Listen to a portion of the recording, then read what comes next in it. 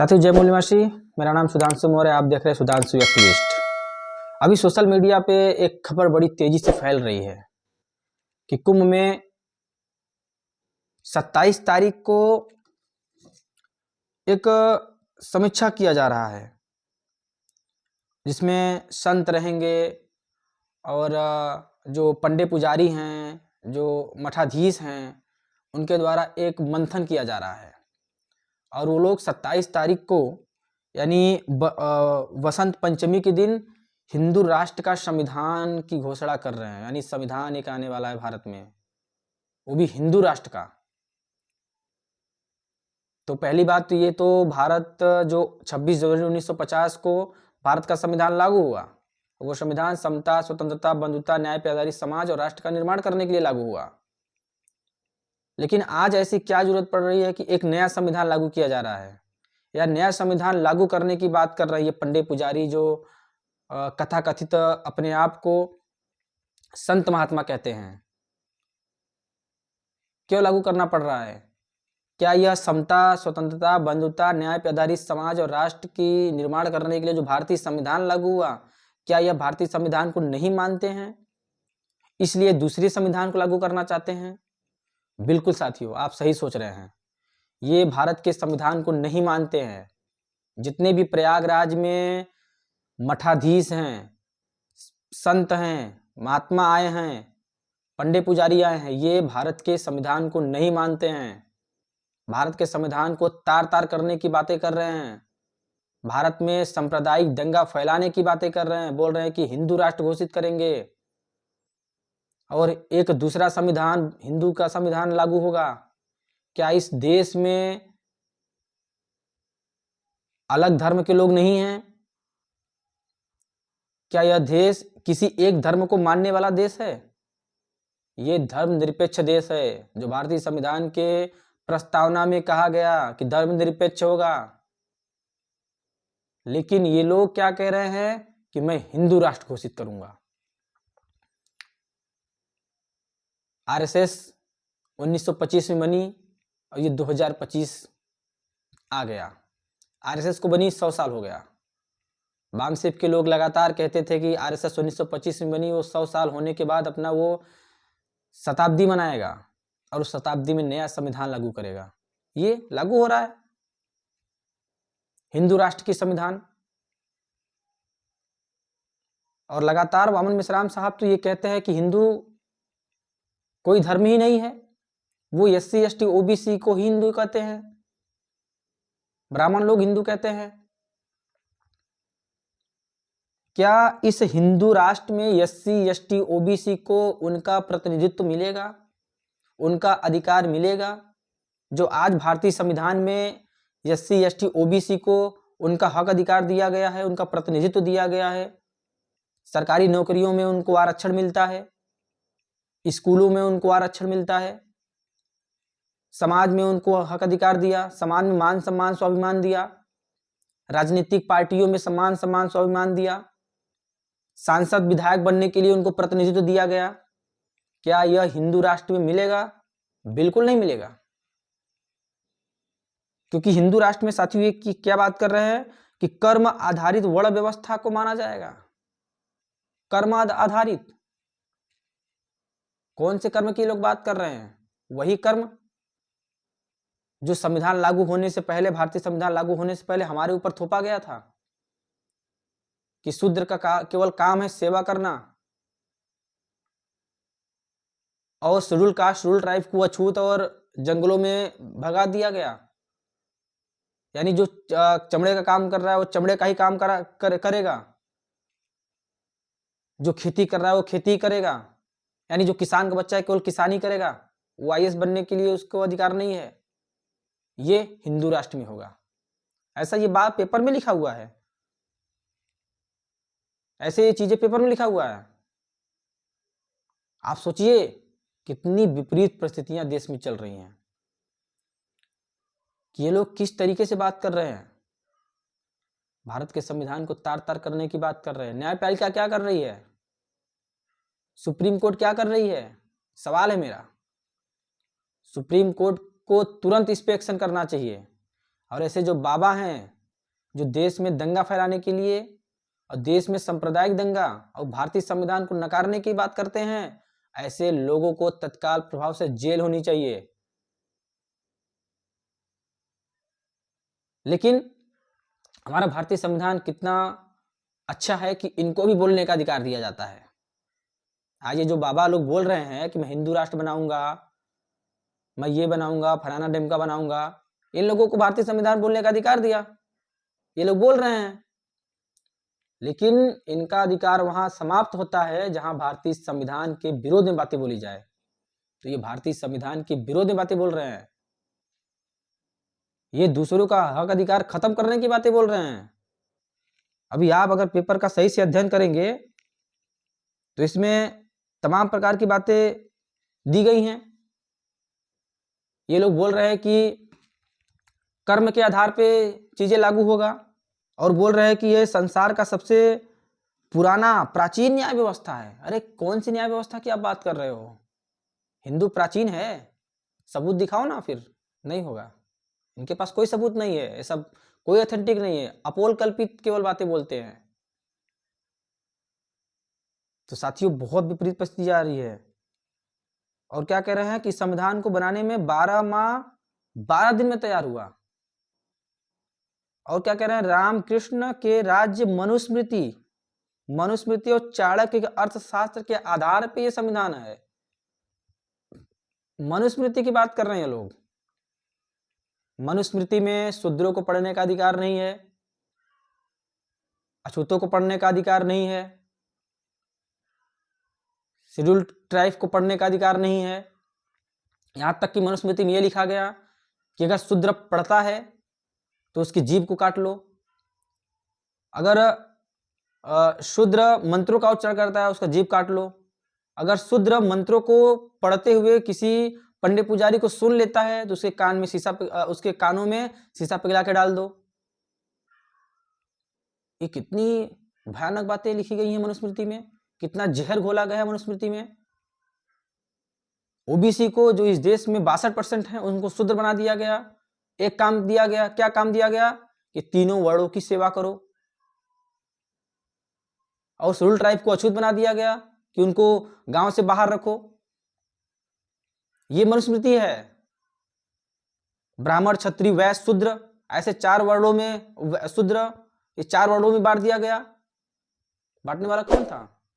यही लोग थे जो आज हिंदू राष्ट्र की बात कर रहे हैं।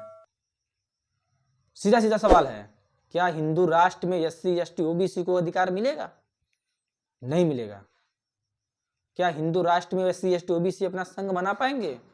नहीं बना पाएंगे। आज जब भारतीय संविधान है, भारतीय संविधान लागू होने के बाद आज एससी, एसटी, ओबीसी का हक अधिकार खत्म कर दिया जा रहा है। इन लोगों को पच नहीं रहा है।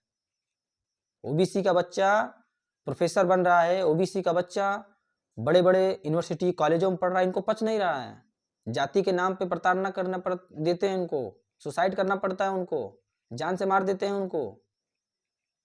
आज इस भारतीय संविधान लागू हुए लगभग 75 साल हो गए। इस 75 साल में इंद्र कुमार मेघवाल को क्या हुआ? रोहित बिमला के साथ क्या हुआ?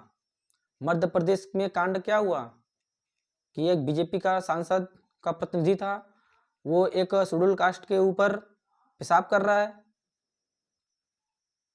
मनीषा वाल्मीकि के साथ क्या हुआ? इस देश के 75 साल संविधान लागू होने के बाद ऐसी परिस्थितियां हो रही हैं, तो आप सोचिए हिंदू राष्ट्र में क्या होगा।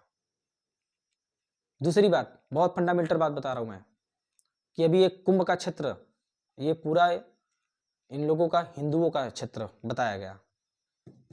और उस क्षेत्र में क्या हो रहा है? उस क्षेत्र में जितने भी पत्रकार जा रहे हैं, यूट्यूबर पत्रकार, उनको मारा जा रहा है, उनको पीटा जा रहा है, बाबाओं के द्वारा उनको पीटा जा रहा है, उनके माइक का तार तोड़ दिया जा रहा है, उनको गाली दिया जा रहा है माँ बहन की। और किसी एससी, एसटी, ओबीसी के आदमी